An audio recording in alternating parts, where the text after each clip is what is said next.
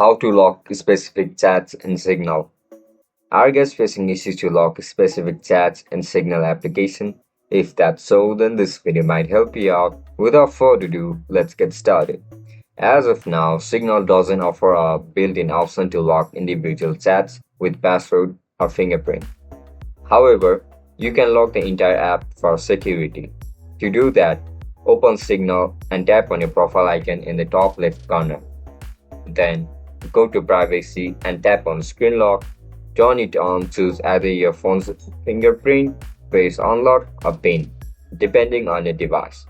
Once enabled, Signal will require authentication every time someone tries to open it.